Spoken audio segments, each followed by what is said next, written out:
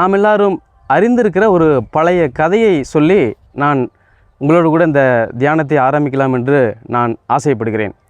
ஒரு கிராமத்தில் ஒரு வாலிபன் இருந்தானாம். அவனுக்கு நீண்ட காலமாகவே முயல் வாங்க வேண்டும் என்கிற ஆசை இருந்தது. தன்னுடைய பெற்றோரிடமும் மற்றவர்களிடமும் அவன் அடிக்கடி சொல்லி வந்தானாம். அதற்காக அவனுக்கு கிடைக்கக்கூடிய சிறு சிறு பணத்தை அவன் சேமித்து வைத்து, பணம் முழுமையாக அவனுக்கு அது சேர்ந்ததுக்கு பிற்பாடாக 5 கிலோமீட்டருக்கு அருகிலே இருக்கக்கூடிய ஒரு வார சந்தைக்கு போய் அவன் ஒரு நினைத்தபடியே ஒரு அழகான ஒரு வெள்ளை முயலை அவன் வாங்கினானாம். வாங்கிவிட்டு தன்னுடைய ஊருக்கு வரக்கூடிய வழியிலே அங்கே சில வாலிபர்கள் கிரிக்கெட் விளையாண்டு கொண்டிருந்தார்கள். உடனே இவனுக்கும் கிரிக்கெட்னா ரொம்ப பிடிக்கும். அதனால் சரி கொஞ்ச நேரம் நம்ம இருந்து அதை பார்த்துட்டு போகலாம் அப்படின்ட்டு அந்த முயலை அந்த பையில் போட்டு பக்கத்தில் வச்சுட்டு கிரிக்கெட்டை அவளோடு கூட பார்த்து கொண்டிருந்தான். அப்போ அங்கே இருக்கக்கூடிய சில குறும்பு செய்யக்கூடிய வாலிபர்கள் இந்த பையன் ஏதோ பையில் ஏதோ வச்சுருப்பான் போல், என்னன்னு அவனுக்கு தெரியாமலேயே அந்த பையை எடுத்து பார்த்துருக்குறாங்க. ஒரு அழகான வெள்ளை முயல் குட்டி இருந்தது. உடனே அந்த வாலிபர்கள் என்ன பண்ணாங்களாம், பின்னாடி மேய்ந்து கொண்டிருந்த ஒரு குட்டி பன்னியை, கருப்பாக இருந்த அந்த பன்னிக்குட்டியை அதுக்குள்ளே வச்சுட்டு அந்த வெள்ளை முயல் எடுத்து அவங்க எடுத்துகிட்டு போயிட்டாங்களாம். இப்போ அந்த கிரிக்கெட் மேட்ச் முடிஞ்சதுக்கப்புறம் இந்த வாலிபன் அந்த பையை எடுத்துகிட்டு வீட்டுக்கு போய் சந்தோஷமாக தன்னுடைய அப்பா அம்மா கிட்ட, நண்பர்களிடத்தில், நான் ரொம்ப காலமாக வாங்க வேண்டும் என்றிருந்த அந்த முயலை வாங்கிட்டேன், நீங்கள் எல்லோரும் வந்து பாருங்கள் என்று சொல்லி அவன் பைக்குள்ளேருந்து எடுத்தானாம். எடுத்ததுக்கப்புறம் அவனுக்கு மிகப்பெரிய ஒரு அதிர்ச்சி இருந்தது. என்னென்று பார்க்கும் பொழுது அதுக்குள்ளே வெள்ளை முயலுக்கு பதிலாக அங்கே கருப்பு கலரில் ஒரு பன்னிக்குட்டி வெளியே வந்தது. உடனே அவனுக்கு அதிர்ச்சி, என்னை இப்படியாக அந்த சந்தையில் வாங்கும் பொழுது ஏமாற்றிட்டானே அப்படின்ட்டு, இனிமேல் நான் போய் உடனே மாற்ற முடியாது, இனி அடுத்த வாரம் தான் மாற்ற முடியும் அப்படின்ட்டு அந்த பன்னிக்குட்டியை ஒரு வாரம் அங்கேயும் இங்கேயும் பாதுகாத்து ரொம்பவும் அதனால் அவன் அலைச்சல் அடைஞ்சானான். சரி, திரும்பவும் அந்த நாள் வந்தது. திரும்பவும் அந்த சந்தைக்கு போகிற வழியில் அந்த கிரிக்கெட்டோடைய ஃபைனல் மேட்ச் நடந்துக்கிட்டு இருந்தது. சரி, சந்தைக்கு போகிறதுக்கு நேரம் இருக்குது அப்படிங்கிறதுக்காக திரும்பவும் அங்கே உட்காந்து அந்த மேட்ச் பார்த்துக்கிட்டு இருந்தான்.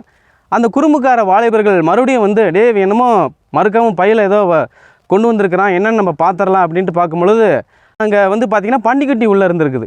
உடனே அந்த வாலிபர்கள் என்ன பண்ணாங்களாம், ஏதோ இன்றைக்கி பிரச்சனையாக போகுதுன்னு சொல்லி அந்த கருப்பு பன்னிக்குட்டியை எடுத்து அவங்களும் ஏற்கனவே அவங்க எடுத்து வச்சுருந்த அந்த வெள்ளை முயல் குட்டியை அந்த பழையபடி பைக்குலையும் போட்டுக்கிட்டு வச்சுட்டாங்களாம்மா. இப்போ இவன் மேட்செல்லாம் முடிஞ்சதுக்கு பிற்பாடாக அந்த சந்தைக்கு போனானா, வாங்கின இடத்துல போய் அவன் வந்து திட்டினானாமா, ஏப்பா என்னை இப்படியாக ஏமாற்றிட்டா, நீ கேட்ட அந்த பணத்தை நான் கொடுத்தனே, ஏன் என்னை ஏமாத்தினேன் அப்படின்ட்டு, இங்கே எடுப்பா பையிலேருந்து எடுப்பா அப்படிங்கும்போது உடனே பையிலேருந்து எடுத்துருக்கிறாரு. அங்கே பார்த்தீங்கன்னா அந்த வெள்ளை முயல் தான் அதில் இருந்திருக்கு. உடனே அந்த வித்தவர் சொன்னாராம், எப்போ உனக்கு என்ன பைத்தியம் முடிச்சிருச்சா, நான் என்ன நீ கேட்டியோ அதான் நான் கொடுத்துருக்கேன் அப்படின்னு சொன்னானாமா. இப்போ வந்து அந்த வாலிபன் வந்து அந்த முயலை பார்த்து சொன்னானாமா, ஏன் நீ இப்படி இருக்கிற, நான் உன்னை விலை கொடுத்து தானே வாங்கினேன், நீ வீட்டுக்கு வந்தால் பன்னிக்குட்டியாக இருக்கிற, இந்த கடைக்கு வந்தால் நீ வந்து முயல் குட்டியாக இருக்கிற, ஒரே மாதிரி நீ எப்பயுமே இரு அப்படின்னு சொல்லி அந்த முயலை பார்த்து சொன்னானாமா. இதன் மூலமாக, இந்த கதையின் மூலமாக நமக்கு ஒரு சின்ன பாடம் கூட கடவுள் நமக்கு வச்சுருக்காருங்க. என்னன்னு கேட்டு பார்க்கும் பொழுது, தேவன் கூட இந்த உலகத்திலிருந்து நம்மை அருமையாக மீட்டிருக்கிறார். எதை கொண்டு மீட்டிருக்கிறார் என்று நம்ம பார்க்கும் பொழுது, குற்றமில்லாத மாசற்ற ஆட்டுக்குட்டியாகிய கிறிஸ்துவின் வெளியேறப்பட்ட இரத்தத்தினாலே நம்ம ஒவ்வொருவரையும் அவர் மீட்டு கொண்டிருக்கிறார். இதை வலியுறுத்தும்படியாக 1 கொரிந்தியர் 6ஆம் அதிகாரம் கடைசி வசனத்தில் கூட பவுல் இப்படியாக சொல்கிறார், கிரயத்திற்கு கொல்லப்பட்டீர்களே, ஆகையால் தேவனுக்கு உடையவைகளாகிய உங்கள் சரீரத்தினாலும் உங்கள் ஆவியினாலும் தேவனை மகிமைப்படுத்துங்கள் என்று அங்கே நம்ம பார்க்கிறோம். எனவே நாம் ஒரு வெளியேறப்பெற்ற இரத்தத்தினாலே தம்முடைய குமாரன் மூலமாக நீங்கள் நானும் விலைக்கு வாங்கப்பட்டிருக்கிறோம். எனவே நாம் எதற்காக விலைக்கு வாங்கப்பட்டிருக்கிறோம் என்று பார்க்கும் பொழுது, தேவனை மகிமைப்படுத்தும்படியாக என்று நம்ம பார்க்கிறோம். எதன் மூலமாகலாம் நம்ம மகிமைப்படுத்தணும், அங்கே பவுல் சொல்கிறார், ஒன்று சரீரத்தினாலும் இன்னொன்று ஆவியினாலும். வேறொரு விதத்தில் நம்ம சொல்லப்போனால், உள்ளான வாழ்க்கையினாலும் வெளிப்படையான வாழ்க்கையினாலும் நாம் தேவனை மகிமைப்படுத்தணும். இந்த 2 விதமான வாழ்க்கையை விசுவாசிகள் ஒருபோதும் வாழக்கூடாது.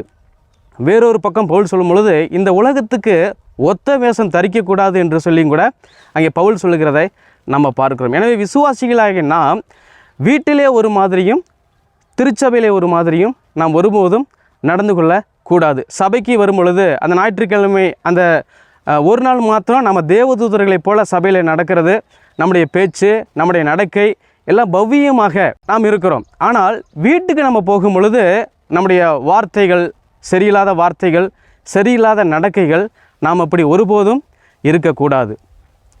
எனவே நாம் 2 விதமான வாழ்க்கையை வாழ்வதற்காக அல்ல, ஒரே வாழ்க்கையை நாம் தேவனுக்கு மகிமையாக வாழத்தான் நாம் மீட்கப்பட்டிருக்கிறோம் என்பதை நாம் அறிந்தவர்களாக நாம் அப்படிப்பட்டதான வாழ்க்கையை நாம் வாழ வேண்டும். அதன் மூலமாக நாம் தேவனை நாம் மகிமைப்படுத்த வேண்டும். இதையே தேவனும் விரும்புகிறார். எனவே அப்படிப்பட்டதான வாழ்க்கையை வாழ தேவன் நமக்கு உதவி செய்வாராக. ஆமீன்.